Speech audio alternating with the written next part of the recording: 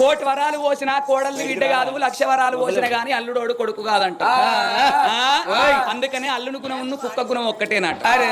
అల్లునికేమో ముళ్ళ చూపెట్టద్దాడ, కుక్కకు సర్ది చూపెట్టద్దాడ. ఎందుకని అంటే మనం అన్నం తినంగా కుక్క మన దగ్గరకు వచ్చి బాగా చూసింది అనుకో, ఈ కుక్క పాడగానే బాగా చూస్తాను తింటే జిట్టి గిట్ల ఇక్కడ ముక్కో బొక్కో పారేస్తాం. ముక్క తింటది బొక్క తింటే తెల్లారికి అదే టైం కత్తలికి అది ఉన్నట్టు నిలబడుతుంది. మరి అల్లుడు వచ్చి నడుచుకోపోతే ఏం పేర్లు పెడతానని బీరవతారం ఈశాన్లకెళ్ళి 500 చేతులు పట్టుకొని, అరే సీనిగా మీ బావ వచ్చిండు 500 రూపాయలు ఇస్తున్న సెంటర్ కాడికి ఎక్కిలంత చికెను రాంగ కోట పట్టుకురమ్మని 500 చేతులు పెట్టి, అల్లుడు వచ్చిందని అటువంటి ఒక బీడి బిర్యానీ చేసి అల్లుని కూర్చుని పెట్టి దయ్యానికి పెట్టినట్టు పెట్టినాం అనుకో, నెల రోజులకి వచ్చాడు 15 రోజులకి వస్తాడు, 15 రోజులకి వచ్చాడు వారం రోజులకి వస్తాడు, వారం రోజులకి వచ్చాడు 3 రోజులకి వస్తాడు. సీనయ్య పొద్దుగా అత్తన్న ఎందుకు కొడుక అంటే, అత్తమ్మ నీ బిడ్డకు మా అవ్వకు పడతలేదు, ఈ ములకల పెళ్లి కడప అని చూపెట్టమని ఇక్కడనే ఉంటా అంటాడు. ఎందుకంటే ముళ్ళని చూసి